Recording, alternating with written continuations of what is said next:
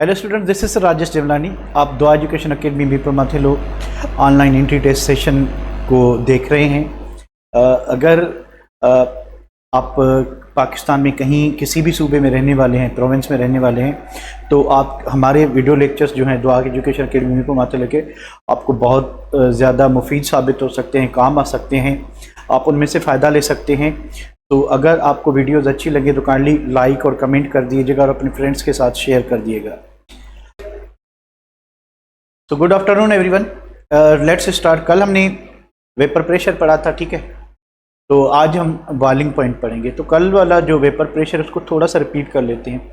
हमने पढ़ा था कि अगर एक लिक्विड जो है ओपन कंटेनर में पड़ा हुआ है, ठीक है, तो ओपन कंटेनर में उससे एवापोरेशन होती रहेगी जब तक पूरा लिक्विड जो है वो गायब ना हो जाए। तो वो लिक्विड कहाँ पे गायब हो जाएगा, कहाँ जाएगा, वो एवापोरेट हो जाएगा, ठीक है। तो अगर हम कंटेनर को क्लोज कर देते हैं, बंद कर देते हैं, तो एवापोरेशन तो होगी पर वेपर्स बाहर नहीं निकल पाएंगे। लिक्विड थोड़ा सा जो है आप कि एक सर्टेन लेवल से लिक्विड थोड़ा कम होगा, पर कुछ वक्त के बाद वो जो जितना वॉल्यूम कम हुआ है, ठीक है, वो फिक्स हो जाएगा। कल हमने पढ़ा था क्यों फिक्स हो जाएगा, क्योंकि उस स्टेज पे लिक्विड और उससे बनने वाले जो वेपर्स हैं उनके दरमियान एक इक्विलिब्रियम एस्टेब्लिश हो गया है। तो हम जब इक्विलिब्रियम एस्टेब्लिश हो जाएगा तो जितने वेपर्स हैं उनकी कंसंट्रेशन भी वही रहेगी और नीचे जो लिक्विड के जितने भी मोल्स हैं, मालिक्यूल्स है, वॉल्यूम, जो भी चीज़ें हैं वो सारी फिक्स हो जाएंगी, क्योंकि इक्विलिब्रियम पे वेपर्स के बनने की रफ्तार यानी एवापोरेशन और वेपर से लिक्विड बनने की रफ्तार यानी कंडेंसेशन दोनों क्या होंगी, सेम होंगी। इस तरह से क्या होगा कि जो वेपर का प्रेशर होगा वो कांस्टेंट हो जाएगा अगर हम टेम्परेचर को कांस्टेंट रखते हैं। तो हम उस वक्त देखेंगे जब रेट ऑफ एवापोरेशन इक्वल हो रेट ऑफ कंडेंसेशन से, या वेपर्स यानी गैस फेस और लिक्विड फेस के दरमियान इक्विलिब्रियम एस्टेब्लिश हो चुका हो। उस वक्त जो वेपर का प्रेशर होगा उसको हम कहते हैं वेपर प्रेशर, ठीक है। वेपर प्रेशर जो है उसमें डायनामिक इक्विलिब्रियम होता है बिटवीन वेपर्स एंड लिक्विड, और इसको हम मानोमीटर से डिटरमाइन करते हैं। और वेपर प्रेशर एक इंटेंसिव प्रॉपर्टी है, यानी अमाउंट लिक्विड की चेंज करने से वेपर प्रेशर में चेंज नहीं आता। Vapour pressure is inversely proportional to the intermolecular force. अगर इंटरमॉलिक्यूलर फोर्स स्ट्रांग होगी तो वेपर प्रेशर जो है वो कम होगा, यानी जो मोर वोलेटाइल लिक्विड होंगे उनकी इंटरमॉलिक्यूलर फोर्स वीक होगी और जो लेस वोलेटाइल लिक्विड होंगे उसमें इंटरमॉलिक्यूलर फोर्स स्ट्रांग होगी। फिर हमने पढ़ा था कि अगर हमारे पास कोई भी पोलर लिक्विड है तो उसका वेपर प्रेशर किसी भी नॉन पोलर लिक्विड से कम होगा अगर देयर इज अ कंडीशन, अगर पोलर और नॉन पोलर लिक्विड के मासेस जो हैं कंपेरेबल है, ज्यादा डिफरेंस ना हो उसमें मासेस में, तो फिर पोलर का वेपर प्रेशर कम होगा किससे, नॉन पोलर से, ठीक है। फिर हमने पढ़ा था कि there is no effect of surface area. Surface area से एवापोरेशन का रेट बढ़ता है पर आपकी जो क्या कहते हैं वेपर प्रेशर है वो सेम ही रहेगा, क्योंकि जितनी जल्दी एवापोरेशन होगी उतना ज़्यादा कंडेंसेशन होगी। तो अगर आप सरफेस एरिया बढ़ा लेते हैं तो डायनामिक इक्विलिब्रियम जो है वो थोड़ा जल्दी स्टेब्लिश हो जाएगा। अगर छोटे सरफेस एरिया में डायनामिक इक्विलिब्रियम देर से स्टेब्लिश हो रहा है बिटवीन वेपर्स और लिक्विड, तो बड़े सरफेस में थोड़ा जल्दी हो जाएगा, पर वेपर्स का प्रेशर जो है वो क्या रहेगा, सेम रहेगा, छोटे सरफेस में भी बड़े सरफेस में भी। तो वेपर प्रेशर पे सरफेस एरिया का कोई इफेक्ट नहीं है, पर हाँ सरफेस एरिया बढ़ाने से बढ़ जाएगा, रेट ऑफ एवापोरेशन बढ़ जाएगा। तो ये हमने कल पढ़ा था, टेम्परेचर बढ़ाने से वेपर प्रेशर बढ़ता है और कम करने से कम होता है, और टेम्परेचर फिक्स रखेंगे तो वेपर प्रेशर भी फिक्स होगा। तो ये हो गई कल वाली बातें। आज हम पढ़ते हैं what is boiling point. Boiling point क्या होती है? देखिए, बॉइलिंग पॉइंट एक ऐसा टेम्परेचर है, बॉइलिंग पॉइंट एक ऐसा टेम्परेचर है, कौन सा टेम्परेचर है, जिस वक्त लिक्विड के वेपर्स का जो इंटरनल प्रेशर है, यानी सर्टेन प्रेशर पे टेम्परेचर पे लिक्विड के जो वेपर्स बन रहे हैं वो सर्टेन एक प्रेशर होता है, वेपर प्रेशर, ठीक है, वो हर टेम्परेचर पे वेरी करता है। तो जब हम लिक्विड को हीट करते हैं तो एवरेज काइनेटिक एनर्जी बढ़ेगी, उससे रेट ऑफ एवापोरेशन बढ़ेगा, उससे आहिस्ता आहिस्ता वेपर प्रेशर बढ़ता जाएगा। एक स्टेज आएगी जब लिक्विड का जो इंटरनल वेपर प्रेशर है वो एक्सटर्नल प्रेशर, नॉर्मली हम एक्सटर्नल प्रेशर बात करते हैं इसकी एटमॉस्फेरिक प्रेशर की, और सी लेवल पे एटमॉस्फेरिक प्रेशर क्या होता है, 1 atm होता है, यानी 760 टॉर। तो अगर लिक्विड से निकलने वाले वेपर्स का जो वेपर प्रेशर है अगर वो एक्सटर्नल प्रेशर के बराबर हो जाएगा तो उस वक्त जो लिक्विड का टेम्परेचर होगा वो टेम्परेचर फिक्स हो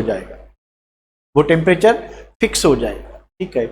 और उस वक्त जो है जब हम हीट कर रहे होंगे तो लिक्विड का टेम्परेचर फर्दर मजीद इंक्रीज नहीं होगा, तो हम समझ जाएंगे कि ये जो टेम्परेचर है वो बॉइलिंग पॉइंट है। सो इसकी सिंपल डेफिनेशन ये होती है कि a temperature at which vapour pressure of liquid becomes equal to the atmospheric pressure, यानी ऐसा टेम्परेचर जिस पे लिक्विड का वेपर प्रेशर एग्जैक्टली इक्वल हो जाए किसके, एक्सटर्नल प्रेशर की। अब एक्सटर्नल प्रेशर मोस्टली हम एटमॉस्फेरिक प्रेशर ही लेते हैं, पर अगर आप प्रेशर कुकर यूज कर रहे हैं या कोई वैक्यूम डिस्टिलेशन कर रहे हैं तो आप एक्सटर्नल प्रेशर को चेंज भी कर सकते हैं। इफ अदरवाइज हम सी लेवल पे जो है आपका जो एक्सटर्नल प्रेशर होता है वो 760 टार, कि जब लिक्विड से बनने वाले वेपर्स का जो प्रेशर है अगर वो 760 टार के बराबर हो जाता है, कहाँ पे, सी लेवल पे, तो उस टेम्परेचर को हम क्या कहेंगे, उस टेम्परेचर को हम कहेंगे बॉइलिंग पॉइंट। अब एक कमाल की बात वो ये है, पूछने वाली बात ये है, सोचने वाली बात ये है, मे भी आपके जहन में भी ये क्वेश्चन आ रहा हो, आखिर हमें ये पता कब चलेगा, हमें ये कब पता चलेगा कि इस वक्त जो है लिक्विड का वेपर प्रेशर, इस वक्त जो है लिक्विड का वेपर प्रेशर एटमॉस्फेरिक प्रेशर या किसी भी एक्सटर्नल प्रेशर के बराबर हो गया है और इस टेम्परेचर को मान लें कि यही बॉइलिंग पॉइंट है। कैसे पता चलेगा, आप में से कोई आंसर करें। I am waiting for your answer कि हमें उस कब पता चलेगा कि लिक्विड का जो वेपर प्रेशर है वो एग्जैक्टली अब जो है इक्वल हो चुका है किसके, एटमॉस्फेरिक प्रेशर। हमें कब पता चलेगा? बबल्स तो पहले से बनना शुरू हो जाएंगे। हरेश, बबल्स पहले से बता।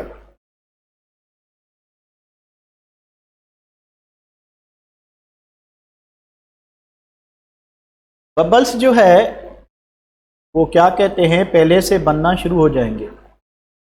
तो हमें ये कैसे पता चले, ठीक है, हमें ये कैसे पता चले कि ये जो टेम्परेचर है ये वो टेम्परेचर है जिसको हम बॉइलिंग पॉइंट कहें और ये वो स्टेज है जहां पे लिक्विड का वेपर प्रेशर एग्जैक्टली इक्वल हो गया किसके, एटमॉस्फेरिक प्रेशर के। तो यहाँ पे मुझे महक ने सही जवाब बताया। क्वेश्चन आपका सिंपल है और आंसर भी उसका सिंपल है कि जब हम लिक्विड को हीट करना स्टार्ट करते हैं, ठीक है, फॉर एग्जाम्पल अगर हमारे पास कोई भी लिक्विड है, ठीक है, हमारे पास ये लिक्विड है, ठीक है, इसको हमने हीट करना शुरू किया, हम हीट करते जा रहे हैं करते जा रहे हैं, ठीक है, नीचे से हमने हीट करना शुरू किया। यहां पे हमने क्या किया है कि इसमें एक थर्मामीटर डाला हुआ है, ठीक। अब फॉर एग्जांपल कि इनिशियल जो ठंडे पानी की रीडिंग थी वो 25 डिग्री सेंटीग्रेड थी। जैसे ही हमने हीट स्टार्ट करी तो उससे क्या होगा कि टेम्परेचर बढ़ता जाएगा, टेम्परेचर 30 हुआ, फिर 80 हुआ, फिर 99 डिग्री हुआ, फिर 100 डिग्री सेंटीग्रेड। हम किसकी बात करें? हम लिक्विड वाटर की बात करें। We are talking about liquid water. जैसे ही टेम्परेचर 100 पे आएगा, ठीक है, अब हीट नीचे से चल रही है पर टेम्परेचर जो है 100 डिग्री सेंटीग्रेड से फर्दर इंक्रीज नहीं होगा। तो हमें कैसे पता चलेगा कि ये टेम्परेचर बॉइलिंग पॉइंट है? जब आप हीट करना शुरू करेंगे तो स्लोली एंड ग्रेजुअली टेम्परेचर बढ़ता गया पर एक स्टेज आई जहां पे टेम्परेचर क्या हो जाएगा, फिक्स हो जाएगा, इससे फर्दर टेम्परेचर इंक्रीज नहीं होगा। जब आप लिक्विड को बॉयल कर रहे हैं और एक सर्टेन स्टेज रीच होती है जहां पे उसका टेम्परेचर बिल्कुल फिक्स हो जाए, आप हीट कर रहे हैं, हीट हो रही है पर फर्दर टेम्परेचर इंक्रीज ना हो, तो ये वो स्टेज है, ये वो स्टेज है। कौन सी स्टेज है भाई? ये वो स्टेज है जिस पे लिक्विड का वेपर प्रेशर बराबर हो चुका है एटमॉस्फेरिक प्रेशर के। तो इस टेम्परेचर को हम बॉइलिंग पॉइंट कहेंगे, यानी बॉइलिंग पॉइंट पे लिक्विड का टेम्परेचर बिल्कुल फिक्स हो जाता है, वो फर्दर इंक्रीज नहीं होता, वो फर्दर इंक्रीज नहीं होता। तो ऐसा क्या हो रहा होता है 100 डिग्री सेंटीग्रेड पे जब लिक्विड बॉयल होता है तो उस वक्त क्या हो रहा होता है कि हम हीट तो कर रहे हैं, उस वक्त क्या हुआ कि लिक्विड बॉयल हुआ। अब बॉइलिंग पॉइंट पे क्या होगा कि ये जो लिक्विड मॉलिक्यूल जिस कोइजिव फोर्स से एक दूसरे से बंधे हुए, अब ये जो हीट एनर्जी दे रहे हैं हम, जब लिक्विड क्या होगा, बॉयल होगा, यानी 100 डिग्री सेंटीग्रेड की बात करें, ठीक है, इस पे अब ये जो हीट आ रही है तो आखिर वो कहां जा रही है, क्योंकि 100 से फर्दर इंक्रीज नहीं हो रही, तो वो हीट क्या करेगी, इस जो हाइड्रोजन बॉन्ड है पानी के अंदर, इस बॉन्ड को ब्रेक करने में क्या होगी, यूटिलाइज, इस बॉन्ड को ब्रेक करने में यूटिलाइज होगी, ठीक है। तो अगर हम 1 मोल हाइड्रोजन बॉन्ड ब्रेक करते हैं, 1 मोल हाइड्रोजन बॉन्ड ब्रेक करते हैं, ठीक है, हम क्या करते हैं, ब्रेक करते हैं हाइड्रोजन बॉन्ड 1 मोल, ठीक है, तो इस टर्म को कहते हैं मोलर हीट ऑफ वेपोराइजेशन। इस टर्म को क्या कहेंगे हम, मोलर हीट ऑफ वेपोराइजेशन। ठीक है, अगर आप एक मोल की जगह पे 1 ग्राम हाइड्रोजन बॉन्ड ब्रेक करें, यानी 1 ग्राम वाटर के अंदर जितने मॉलिक्यूल हैं उसके हाइड्रोजन बॉन्ड ब्रेक करें, तो टर्म क्या होगी? Latent heat of vaporisation. तो ये दो जो है फेस चेंजेस टर्म्स हैं, एक लेटेंट हीट ऑफ वेपोराइजेशन है और दूसरी है मोलर हीट ऑफ वेपोराइजेशन। मतलब क्या होता है कि जब बॉइलिंग पॉइंट आई, कब आई? जब लिक्विड का वेपर प्रेशर बराबर हो गया किसके? एक्सटर्नल प्रेशर के। तो उस वक्त क्या हो रहा होता है कि हीट तो आ रही है ना नीचे से, हम वो चूल्हा हमारा जल रहा है, ठीक है, बंसन बर्नर से हीट आ रही है, लिक्विड का टेम्परेचर बढ़ नहीं रहा, तो वो टेम्परेचर कहाँ यूटिलाइज हो रहा है? ये देखिए हाइड्रोजन बॉन्ड। अब लिक्विड वाटर में जो हाइड्रोजन बॉन्ड है, 2 हाइड्रोजन बॉन्ड ब्रेक करने होते हैं, एक हाइड्रोजन बॉन्ड की जो एनर्जी है 28.4 किलो जूल पर मोल। सो इतनी एनर्जी चाहिए, ठीक है। तो 1 मोल हाइड्रोजन बॉन्ड को ब्रेक करने के लिए कितनी एनर्जी चाहिए, उसको हम कहेंगे molar heat of vaporisation. 1 gram water molecule के अंदर जो हाइड्रोजन बॉन्ड है उसको ब्रेक करने के लिए कितनी एनर्जी चाहिए? That is called latent heat of vaporisation. ठीक है, सो हम बैक टू द टॉपिक पे आते हैं। ठीक है, टॉपिक हमारी ये है कि what is boiling point. What is boiling point? अब बॉइलिंग पॉइंट क्या होती है? बॉइलिंग पॉइंट एक ऐसा टेम्परेचर है, बॉइलिंग नहीं, बबल्स वाली बात जो है ना, ये छोटे क्लासेस में पढ़ते थे, ये बात नहीं है रुकैया। बात ये है कि हम बॉइलिंग टेम्परेचर किसको कहें? ऐसा टेम्परेचर जो फिक्स हो जाए, फर्दर हीट करने पे भी इंक्रीज ना हो। ठीक है, यानी बॉइलिंग पॉइंट पे जो हम हीट ऐड कर रहे हैं उससे क्या हो रहा है? उससे ये हो रहा है कि लिक्विड के दरमियान जो भी कोई फोर्स होगी, अगर हम वाटर की बात करते हैं तो हाइड्रोजन बॉन्ड है, पर हर लिक्विड में हाइड्रोजन बॉन्ड तो नहीं होगा। अगर हम कार्बन टेट्राक्लोराइड की बात करें तो उसमें लंडन डिस्पर्शन फोर्स होगी, अगर हम क्लोरोफॉर्म की बात करें तो उसमें डायपोल फोर्स होगी। सो जोन सी भी फोर्स है, जब लिक्विड बॉयल हो रहा होगा तो उस वक्त जो हीट हम दे रहे हैं वो सिर्फ उसकी कोहेसिव फोर्सेस को, यानी इंटरमॉलिक्यूलर फोर्सेस को ब्रेक करने में यूटिलाइज हो। यहां तक क्लियर है बेटा? डेफिनेशन और कंडीशन क्लियर? अच्छा, एक और बात कि बॉइलिंग पॉइंट में और एवापोरेशन में डिफरेंस क्या है? अब दोनों में देखें कि क्या होते हैं। एवापोरेशन में वेपर्स बनते हैं, ठीक है, और बॉइलिंग पॉइंट में भी वेपर्स बनते हैं। फर्क यह है कि बॉइलिंग पॉइंट एक फिक्स टेम्परेचर होता है, बॉइलिंग पॉइंट एक फिक्स टेम्परेचर होता है, जबकि एवापोरेशन जो है वो हर टेम्परेचर पे होती है।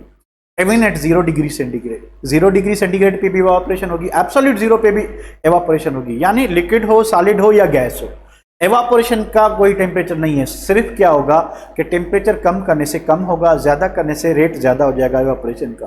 पर बॉइलिंग पॉइंट जो है एक फिक्स टेम्परेचर है, बॉइलिंग पॉइंट एक फिक्स टेम्परेचर है। ठीक है, ये थोड़ा डिफरेंस है। चलिए, ये क्लियर है। चलें इस डेफिनेशन को रिपीट कर लेते हैं कि रिटन में क्या लिखा हुआ है, ये तो मैंने आपको समझाया। ठीक है, अब बात यह है कि the temperature at which vapour pressure of liquid becomes equal to the atmospheric pressure any external pressure. Any external pressure का मतलब क्या है कि हम लिक्विड को कहाँ बॉयल करें, वही उसका एक्सटर्नल प्रेशर होगा। अगर हम प्रेशर कुकर में जो है उसको बॉयल कर रहे हैं, ठीक है, प्रेशर कुकर में वही होगा। प्रेशर कुकर वाला जो इंटरनल प्रेशर है that is considered as external pressure. क्यों? क्योंकि वेपर्स बाहर तो नहीं आ रहे, तो अंदर जो वेपर्स हैं वही एक्सटर्नल प्रेशर का एक्ट कर रहे हैं। ठीक है, तो वो फैक्टर से आगे बढ़ते हैं। इसको बॉइलिंग पॉइंट कहेंगे। Boiling point is measurement of intermolecular forces. तो बॉइलिंग पॉइंट एक मेजरमेंट होती है इंटरमॉलिक्यूलर फोर्सेस की। ऐसे लिक्विड्स जिनमें इंटरमॉलिक्यूलर फोर्स वेरी स्ट्रांग होगी उनकी बॉइलिंग पॉइंट ज्यादा होगी। किससे? जिसकी इंटरमॉलिक्यूलर फोर्स वीक हो, जिसकी इंटरमॉलिक्यूलर फोर्स वीक होगी। अगर हमारे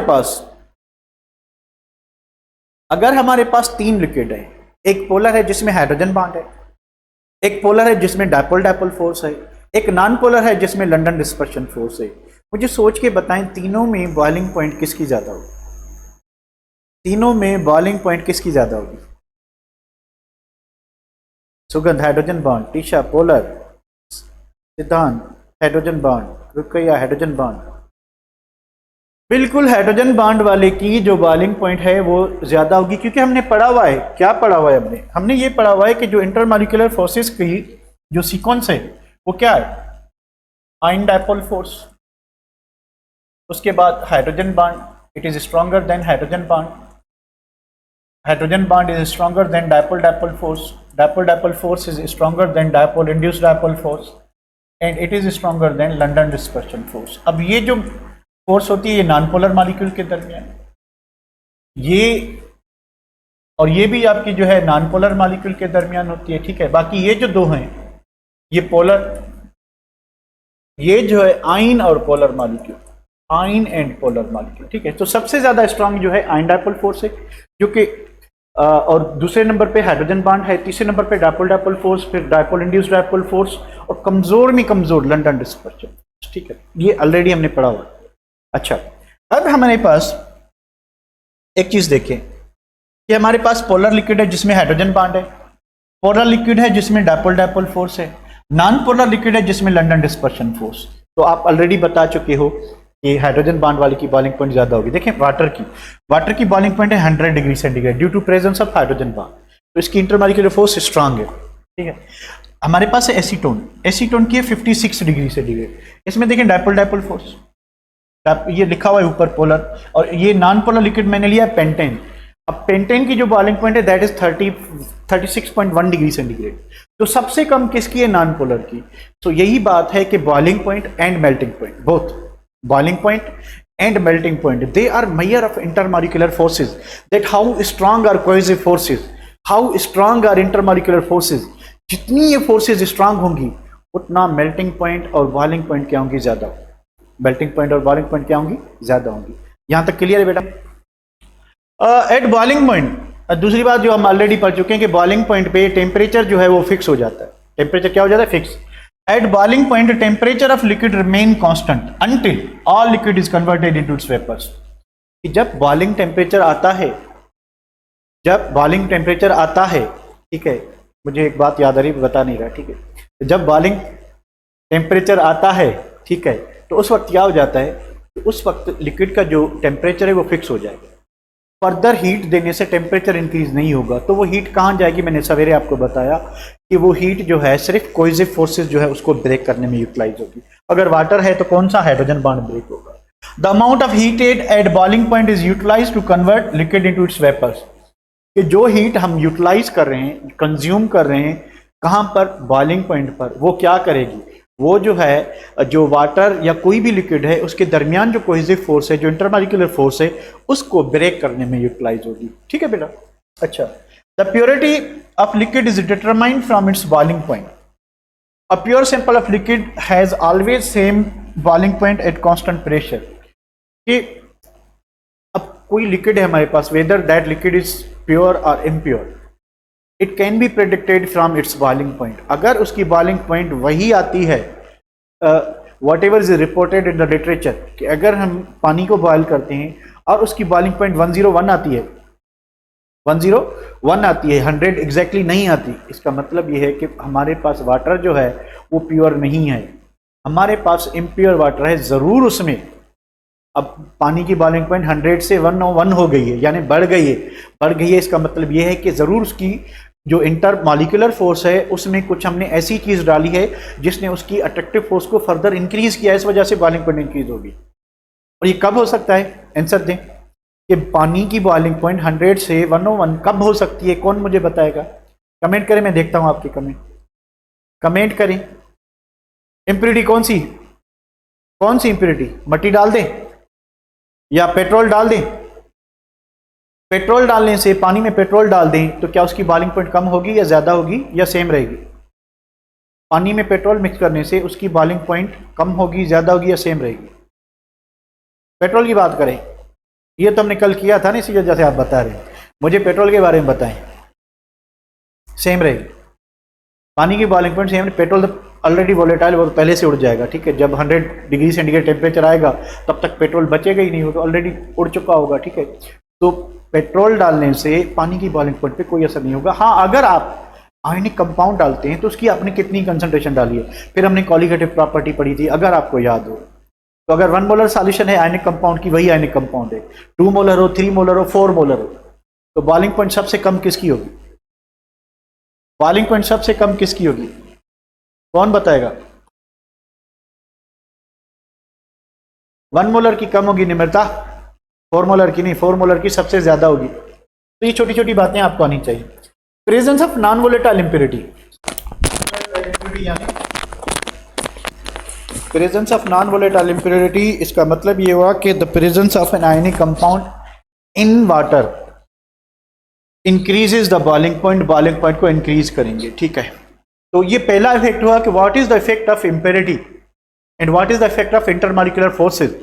जितनी इंटरमॉलिक्यूलर फोर्सेज स्ट्रांग होंगी बॉइलिंग पॉइंट ज़्यादा होगी, और जितनी आप अगर लिक्विड में किसी में इम्प्योरिटी डालते हैं और वो इम्प्योरिटी एक्ट करे, क्या एक्ट करे कि वाटर में या किसी भी लिक्विड में जो ऑलरेडी इंटरमॉलिक्यूलर फोर्सेज हैं, अगर उससे वो उसकी इंटरमॉलिक्यूलर फोर्स बढ़ा रही है तो वो लिक्विड की मेल्टिंग पॉइंट बॉइलिंग पॉइंट को चेंज करेगा।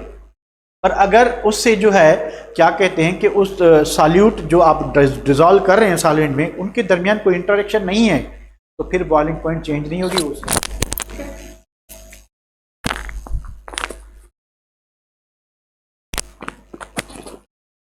अच्छा बढ़ते हैं आगे। यहां तक कोई प्रॉब्लम बेटा? यहां तक कोई प्रॉब्लम है तो बता दें। अब हम बात करते हैं कि what is the effect of external pressure on boiling point, कि बॉइलिंग पॉइंट पे एक्सटर्नल प्रेशर का क्या इफेक्ट है। देखिए बॉइलिंग पॉइंट जो है हम कहते हैं किसको है, बॉइलिंग पॉइंट एक टेम्परेचर है इन डिग्री सेंटीग्रेड जिस पे लिक्विड का जो वेपर प्रेशर है that should be equal to the external pressure, that should be equal to the external pressure. अब हमने एक्सटर्नल प्रेशर क्या मेंटेन किया है, अब जितना हम एक्सटर्नल प्रेशर रखेंगे उसी हिसाब से लिक्विड की बॉइलिंग पॉइंट चेंज होती रहेगी, ठीक है। A liquid can be made to boil at any temperature, हम लिक्विड को किसी भी टेम्परेचर पे बॉयल कर सकते हैं। ऐसा नहीं है कि लिक्विड की जो बॉइलिंग पॉइंट 100 ही रहेगी, लिक्विड की बॉइलिंग पॉइंट को हम चेंज कर सकते हैं by changing external pressure. Boiling point depends upon external pressure. अगर आप, अब एक टर्म होती है नॉर्मल बॉइलिंग पॉइंट, टर्म क्या होती है नॉर्मल बॉइलिंग पॉइंट, आप इसको national bank of Pakistan consider ना कीजिएगा, this is a normal boiling point. What is normal boiling point, कि अगर हम लिक्विड को सी लेवल पे बॉयल कर रहे हैं, अगर हम लिक्विड को सी लेवल पे बॉयल करें यानी 1 atm, if a liquid is boiled at 1 atm और 760 tar, अगर हम लिक्विड को इस प्रेशर पे सी लेवल के प्रेशर पे नॉर्मल प्रेशर पे बॉयल कर रहे हैं, the term is called normal boiling point, the term is called normal boiling point, ठीक है। अब नॉर्मल बॉइलिंग पॉइंट में आपका जो एक्सटर्नल प्रेशर होगा वो क्या होगा 760 tar। आप मरी चले जाते हो, ठीक है, आप मरी हिल्स गए, भाई मरी हिल्स का जो एक्सटर्नल प्रेशर है दैट इज 700 tar। तो अब बॉइलिंग पॉइंट किस पे डिपेंड करिए, एक्सटर्नल प्रेशर पे। मान लें कि पानी जो है वो 100 डिग्री सेंटीग्रेड पे बॉयल हुआ जब एक्सटर्नल प्रेशर क्या था 760 tar, ठीक है। तो 100 डिग्री सेंटीग्रेड, अब 760 tar जो है और 700 tar, दो हमारे पास एक्सटर्नल प्रेशर हैं। सी लेवल पे ये है, मरी हिल्स पे ये है। अब मुझे ये बताएं, जब आप लिक्विड को हीट करेंगे तो लिक्विड जो है वो 700 tar जल्दी आएगा या 760 tar वेपर प्रेशर जल्दी आएगा? कम हीट किस में चाहिए, ज्यादा हीट किस में चाहिए? कम हीट किस में चाहिए, ज्यादा हीट किस में चाहिए? 700 जल्दी आएगा। मैं बिल्कुल सही बताया आपने, हमेरा आपने भी सही बताया, ठीक है।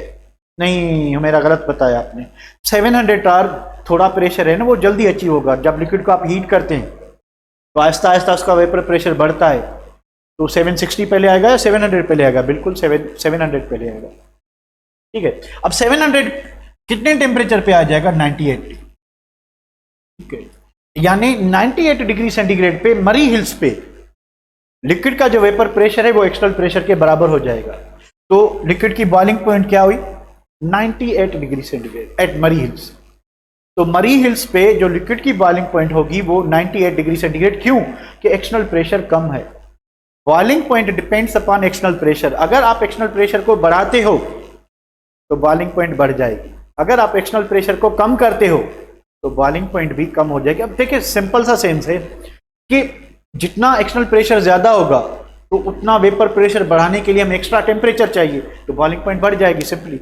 जितना एक्सटर्नल प्रेशर कम होगा तो हमें वेपर का प्रेशर बढ़ाने के लिए कम टेम्परेचर चाहिए, तो जल्दी लिक्विड का वेपर प्रेशर जो है उसके एक्सटर्नल प्रेशर के बराबर हो जाएगा, तो बॉइलिंग पॉइंट क्या हो जाएगी कम हो जाएगी। तो इस तरह से हम लिक्विड को किसी भी खास टेम्परेचर पे बॉयल कर सकते हैं by changing external pressure. External pressure change करके हम लिक्विड की बॉइलिंग पॉइंट चेंज कर सकते हैं। यहां तक क्लियर है बेटा? यह बात समझ आएगी। अगर आप माउंट एवरेस्ट जाते हो, माउंट एवरेस्ट पे जो एक्सटर्नल प्रेशर है that is 320 tar instead of 760, 320 टार किधर? माउंट एवरेस्ट पे, ठीक है। तो बॉइलिंग पॉइंट कितनी होगी? 69 डिग्री से। तो माउंट एवरेस्ट पे बॉइलिंग पॉइंट कितनी है? 69। सी लेवल पे कितनी है? 100। कहां गया भाई 100? 100 कहां गया? अच्छा ये बता। अब सी लेवल वाली बॉइलिंग पॉइंट को कहते हैं नॉर्मल बॉइलिंग पॉइंट, ठीक है। अच्छा मरी हिल्स पे कितना होगा? 98। हमने थोड़ी देर पहले एक बात पढ़ी थी कि जब बॉइलिंग टेम्परेचर आ जाता है, जब लिक्विड बॉयल हो रहा होता है, जब लिक्विड का वेपर प्रेशर एक्सटर्नल प्रेशर के बराबर हो जाता है, उस वक्त टेम्परेचर फिक्स हो जाता है, फर्दर इंक्रीज नहीं होता, फर्दर इंक्रीज नहीं होता। अब ये सिंपल सी बात आप जहन में रख लें, इस पे मैं आपको बाद में क्वेश्चन कराऊंगा। तो boiling point depends upon external pressure. Increase in external pressure will increase and decrease in external pressure will decrease the boiling point. अगर हम लिक्विड की बॉइलिंग पॉइंट इंक्रीज करते हैं, सॉरी, अगर हम लिक्विड का एक्सटर्नल प्रेशर इंक्रीज करते हैं तो बॉइलिंग पॉइंट इंक्रीज हो जाएगी, अगर हम डिक्रीज करते हैं तो डिक्रीज हो जाएगी। The boiling point of water in pressure cooker is 2026 millimetre of mercury. अगर प्रेशर कुकर के देखें डिफरेंट वेरिएबल टेम्परेचर, अगर पंजाब बुक में देखेंगे तो 120 डिग्री सेंटीग्रेड लिखा हुआ है और आई थिंक 1489 टार है वहां पे। ये केपीके के बुक में लिखा हुआ है कि अगर हम प्रेशर अंदर जो है प्रेशर कुकर में 2026 मिलीमीटर है, टार है या मर्करी है, तो बॉइलिंग पॉइंट जो वाटर की होगी 130 होगी। मुझे ये सोच के बताएं, हमारे पास एक पंजाब बुक वाला कुकर है, एक केपीके वाला कुकर है, ठीक है, और दूसरा जो है हमारे पास कुकर नहीं है, हम कराची में लिक्विड को बॉयल कर रहे हैं, लिक्विड को यानी वाटर को, ठीक है, हम वाटर को बॉयल कर रहे हैं। एक मरतबा में क्लियर कर लो, देखिए हमारे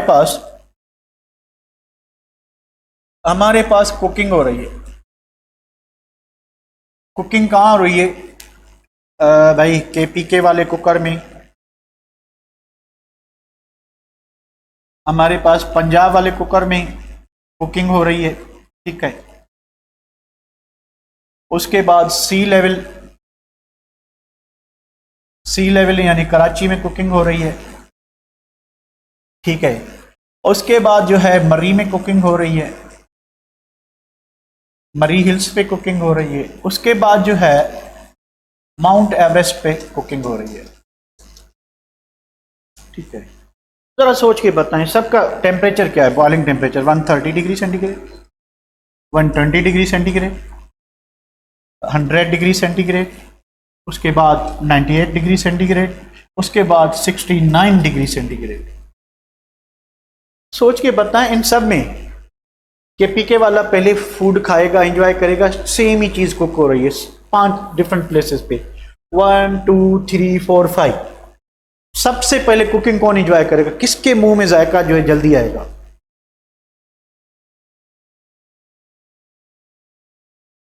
केपीके, माउंट एवरेस्ट।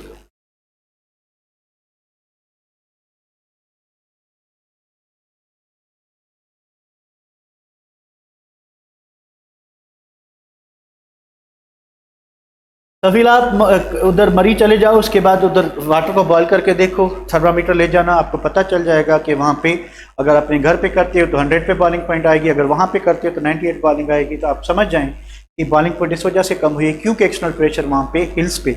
आपने सिंपली ये तो पढ़ा है कि जितना हम जो है हाइट पे जाएंगे तो एयर का प्रेशर कम होता है, एयर का एक्सटर्नल प्रेशर कम होगा तो वही तो प्रेशर हम ले रहे हैं बॉइलिंग के लिए। तो थोड़ा मिक्स में है, ठीक है। मेजॉरिटी जो है कौन सी है? केपीके। बेटा बॉइलिंग पॉइंट पे टेम्परेचर फिक्स हो जाता है, उससे फर्दर इंक्रीज नहीं होता। यानी जैसे ही हमने लिक्विड को बॉयल करना शुरू किया, जैसे ही 130 आएगा तो 131 अब नहीं होगा, 131 नहीं होगा, 130 पे कुकिंग हो रही है, ठीक है। 69 से अब 70 डिग्री सेंटीग्रेड नहीं होगा, 69 पे कुकिंग हो रही है। आपके घर गैस का प्रेशर कम है, ठीक है, दूसरे घर में गैस का प्रेशर ज्यादा है, मुझे बताएं कुकिंग किसकी जल्दी होगी? आपके घर में जल्दी होगी या उसके घर में जल्दी होगी? जालिम के घर में जल्दी होगी, दूसरे घर में। तो यहाँ पे टेम्परेचर बेटा 130 है, यहाँ पे टेम्परेचर 69 पे आप कुक, यानी एक हल्के से फ्लेम पे या लो इंटेंसिटी ऑफ हीट पे आप कुकिंग कर रहे हो, और हाई टेम्परेचर पे आप हीट कर रहे हो, कुकिंग कर रहे हो, तो जल्दी कहाँ पे बनेगा? यहाँ पे बनेगा, यहाँ पे बनेगा। ठीक है, एक और क्वेश्चन है आपके लिए, बहुत ही डिफिकल्ट क्वेश्चन आप लोगों को। कुकर्स लाए, प्रेशर कुकर्स, कहां से? केपीके से। हम केपीके से 5 प्रेशर कुकर लाए। ठीक है, अब एक दोस्त जो है, फ्रेंड 1, हमें कुकिंग का शौक जागा, फ्रेंड 2, फ्रेंड 3, 3 दोस्तों ने कुकिंग का सोचा। ठीक है, हमारे पास 5 केपीके वाले कुकर्स हैं। ठीक है, हमने कुकिंग का सोचा कि सिर्फ लड़कियां ही क्यों, हम क्यों नहीं खाना बनाएं। ठीक है, तो हमने कुकिंग का सोच के कुकिंग स्टार्ट करी, और हमने तीनों ने जो है प्रेशर कुकर जो लिए, केपीके वाले लिए। ये बंदा कराची में बैठा था, ये बंदा मरी में बैठा था, ये बंदा माउंट एवरेस्ट पे टहलने गया था, हाइकिंग के लिए माउंट एवरेस्ट पे। मुझे बताएं, अब हम तीनों में से जल्दी कुकिंग कौन एंजॉय करेगा? कौन ज्यादा डिलीशियस फूड खाएगा कि मर्दों के हाथ में ज्यादा स्वाद होता है? Karachi, Karachi, Karachi, mount Everest, Karachi. मैंने आपको पहले ही बताया था कि क्वेश्चन एक ट्रिकी है। ठीक है, सिंपल नहीं है।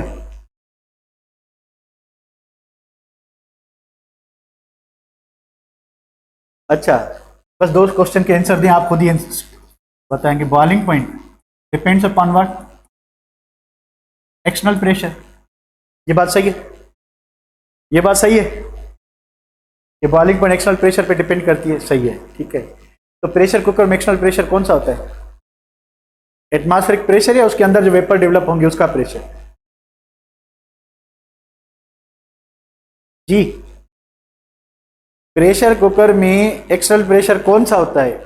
इनसाइड द कुकर जो वेपर्स बनते हैं वो, या इनसाइड द कुकर? तो इनसाइड द कुकर सब जगह पे सेम होगा ना। इनसाइड द कुकर के प्रेशर का एक्सटर्नल प्रेशर से कोई लेना देना है क्या? तो आप क्या कहते हैं, पहले कौन खाना खाएगा? सब साथ खाएंगे या सबसे पहले माउंट एवरेस्ट वाला या कराची वाला खाएगा?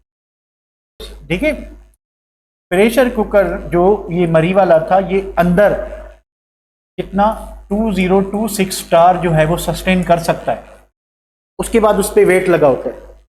जब इससे प्रेशर बढ़ जाएगा तो वेट ऊपर होगा, आवाज आएगी और वहां से हवा निकलती है। ठीक है, तो ये सीटी तब बजती है कुकर की, यानी वो अंदर प्रेशर कितना सस्टेन कर सकता है। तो केपीके वाला कुकर था भाई, 2026 तक वो सस्टेन कर सकता है। जब ये मैक्सिमम प्रेशर होगा तो बॉइलिंग पॉइंट कितनी होनी चाहिए? 130 डिग्री चाहिए। तो यहाँ पे भी 130 होगी, यहाँ पे भी 130 होगी, और यहाँ पे भी 130 होगी। तो कुकिंग तो साथ साथ होगी। बात समझ आ गई? आ गया ना चकमा? बात समझ आ गई बेटा? बात समझ आ गई? आए वापस कि boiling point of water at sea level इस सी लेवल यानी 760 टार और मिलीमीटर ऑफ मर्करी पे 100 डिग्री से। Boiling point of water eight मरी हिल्स इज 98 डिग्री सेंटीग्रेड। अच्छा, the boiling point of water eight 380, अगर हम एक्सटर्नल प्रेशर 380 मिलीमीटर रखते हैं, यानी इंस्टेड ऑफ 760, यानी प्रेशर मैंने हाफ कर लिया, तो डायरेक्टली प्रोपोर्शनली नहीं है कि आप प्रेशर टार में हाफ कर लें तो बॉइलिंग पॉइंट हाफ हो जाएगा, नहीं, उसका एक अपना तरीका है। तो जब आप प्रेशर हाफ करेंगे तो boiling point just 20 degree centigrade कम हुई है। ठीक है, तो क्या होगा कि 20 होगी।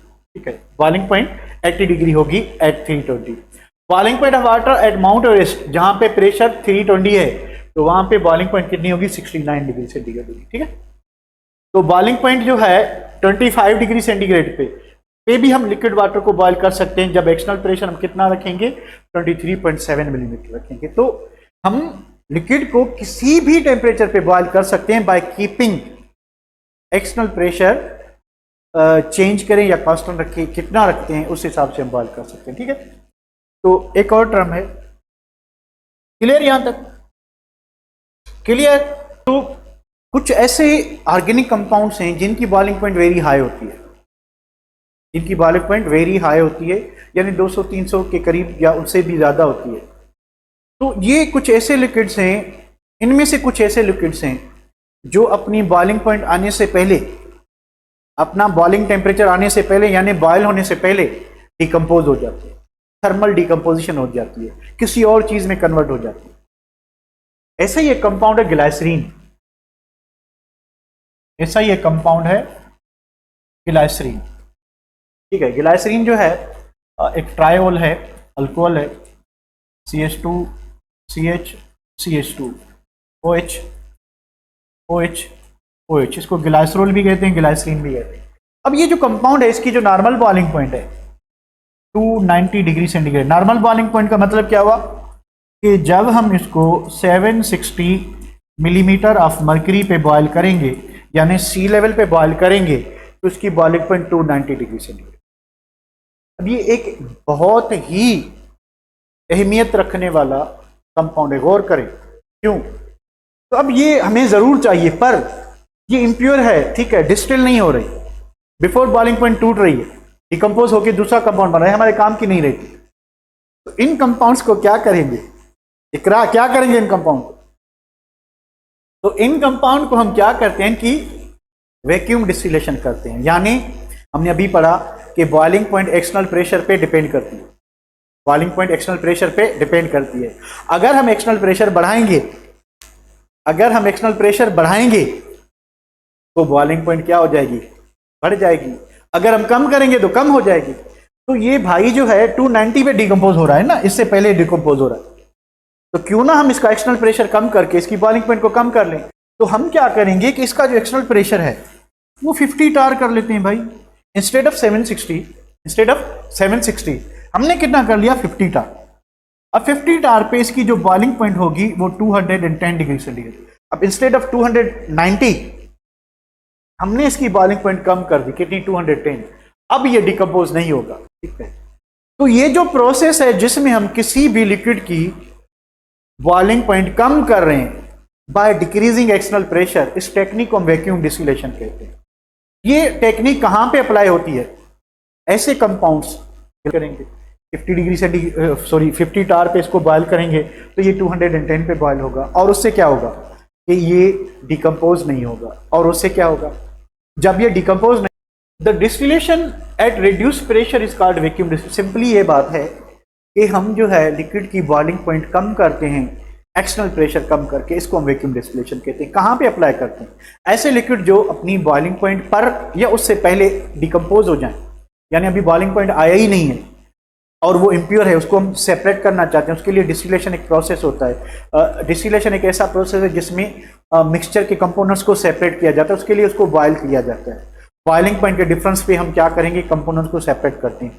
तो ये कंपाउंड जो है ये तो ब्रेक हो जाएगा, तो इन कंपाउंड्स को हम जो है इनके लिए वैक्यूम डिस्टिलेशन करते हैं, ठीक है। It is implied to those compounds which decompose before their boiling points are at their boiling point, या तो अपनी बॉइलिंग पॉइंट पर या उससे थोड़ा पहले डिकम्पोज हो जाती हैं, उनके लिए हम यूज करते हैं। इसके दो एडवांटेजेस है, कौन से, it avoid thermal decomposition of many compounds के बहुत सारे ऐसे कंपाउंड हैं जो बॉयल होने से पहले डिकम्पोज हो जाते हैं, तो उसकी डिकम्पोजिशन को हम अवॉइड कर सकते हैं। दूसरी बात, it decrease the time of distillation. देखें 210 थोड़ा जल्दी आएगा temperature as compare to 290 degree से, तो ये डिस्टिलेशन जो है थोड़ा जल्दी हो जाएगी, थोड़ा टाइम बच जाएगा, पर प्रेशर के लिए हमें एक्सपेंसेस तो भरने पड़ेंगे, ठीक है। अच्छा, और क्या है कि नेशनल बॉइलिंग पॉइंट कह रहा हूँ, normal boiling point of glycerine is 290, यही मैंने जो अभी बताया, ठीक है। सो इसको हम 50 टार पे बॉयल कर सकते हैं अगर हम एक्सटर्नल प्रेशर क्या करेंगे, डिक्रीज करें। यहां तक क्लियर है बेटा, बात समझ आ गई, यहां तक क्लियर है, बात समझ आ गई। चलें जी, एनोमलस बिहेवियर ऑफ वाटर, कि वाटर एबनॉर्मली बिहेव कब करता है। देखिए हर सबस्टेंस को ये नेचुरल एबिलिटी थी, जब उसको हम हीट करते हैं तो वो एक्सपेंड होता है, जब उसको हम कूल करते हैं तो वो कंट्रैक्ट होता है। ऐसा वाटर में नहीं होता। हर दुनिया की जितनी भी चीजें हैं उसमें, मेजॉरिटी ऑफ चीजों में, बल्कि ऑलमोस्ट एवरीथिंग में ऐसा होता है कि जब उसको हम हीट करते हैं तो वो एक्सपैंड होती है, उसका वॉल्यूम इंक्रीज होता है। जब उसको हम कूल करते हैं तो वो कंट्रैक्ट होती है, उसका वॉल्यूम कम होता है। पानी में एक एबनॉर्मल बिहेवियर देखा जाता है कब, जब आइस जो बनी है, ठीक है। अब आइस में क्या होता है, देखिए आइस में एक जो वाटर मॉलिक्यूल है, ठीक है, इसको 4 वाटर मॉलिक्यूल जो है सराउंड करते हैं, ठीक है। और इसकी जो क्रिस्टलाइन स्ट्रक्चर होती है, ठीक है, उसमें हाइड्रोजन बॉन्ड होते हैं, हाइड्रोजन बॉन्ड होते हैं, और जो स्ट्रक्चर होती है वो हेक्सागोनल होती है, हेक्सागोनल। तो जब हम 4 डिग्री सेंटीग्रेड से 0 डिग्री सेंटीग्रेड, यानी हम लिक्विड वाटर से जब आइस की तरफ बढ़ रहे हैं, जब हम लिक्विड वाटर से आइस की तरफ बढ़ रहे हैं, तो क्योंकि क्रिस्टलाइन सॉलिड बन रहा है, आइस जो है क्रिस्टलाइन सॉलिड है, तो क्रिस्टलाइन सॉलिड बन रहा है, तो क्या होगा कि आइस मॉलिक्यूल्स जो हैं या वाटर मॉलिक्यूल्स जो हैं खुद को 3 डायमेंशनली ओरिएंट करेंगे, अरेंज करेंगे। वो कैसी फॉर्म में कर देंगे, हेक्सागोनल स्ट्रक्चर में, हेक्सागोनल रिंग में उसको खुद को अरेंज करते हैं। उससे क्या होगा कि जब वो 3 डायमेंशनली एक दूसरे को अरेंज करते हैं, तो उसकी क्रिस्टलाइन स्ट्रक्चर में कुछ गैप्स रह जाते हैं, कुछ गैप्स यानी खाली जगह रह जाती हैं, किसमें, आइस में। तो जब हम फ्रिज में ये जो बर्फ वाला कटोरा रखते हैं, तो जब पानी डालते हैं तो वो इस तरह से होता है, और जब वो बर्फ बनता है, ठीक है, वो बर्फ बनता है तो इस तरह से होता है। Have you ever notice this thing कि पानी की लेवल सीधी होती है, पर बर्फ जो है उसमें ये जो सरफेस है आपको एक्स्ट्रा दिखाई दे रहा है, ये वाला। अब ये वॉल्यूम जो है वो क्या हुआ है, आइस का वॉल्यूम बढ़ा है। कितनी एक्सपेंशन होती है जब आप 0 डिग्री सेंटीग्रेड 4 डिग्री सेंटीग्रेड से 0 डिग्री सेंटीग्रेड जा रहे हो, तो 9% वॉल्यूम जो है 9% वॉल्यूम, नॉट 90, 9% वॉल्यूम, एक मिनट, 9% जो वॉल्यूम है वो इंक्रीज होता है while moving from liquid to solid ice। Normally ऐसा होता है कि जब आप लिक्विड से सॉलिड जाते हैं तो डेंसिटी बढ़ती है, पर आइस जो है that is 9% less dense then liquid water. Liquid water से आइस की डेंसिटी 9% कम होती है।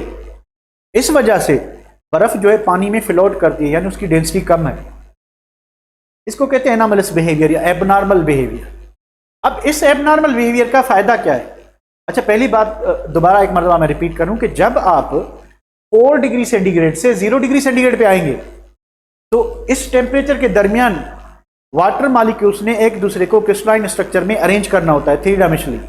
जब वो अरेंज करेंगे तो हेक्सागोनल रिंग्स बनाएंगे, ठीक है।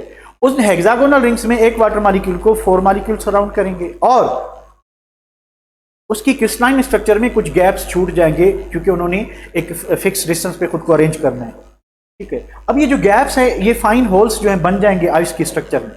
इस वजह से जब 4 डिग्री सेंटीग्रेड से सॉलिड आइस बन जाएगी तो 9% इंक्रीज इन वॉल्यूम होगा, यानी आइस का वॉल्यूम जो है लिक्विड वाटर से क्या होता है, ज्यादा होता है, ठीक है। इस वजह से आइस फ्लोट करती है किस पे, पानी पे। अब वाटर की जो डेंसिटी मैक्सिमम होती है वो कहाँ होती है, 4 डिग्री सेंटीग्रेड पे। 1 ग्राम पर मिलीलीटर, 1 मिलीलीटर का 1 ग्राम वेट होता है वाटर का, अगर हम टेम्परेचर 4 डिग्री सेंटीग्रेड रखेंगे। 4 से आप 0 की तरफ आते हो फिर भी डेंसिटी कम होगी, 4 से आप ऊपर बढ़ते हो फिर भी डेंसिटी कम होगी। तो ये एनॉमलस बिहेवियर इसको कहते हैं। अब इसका फायदा क्या है?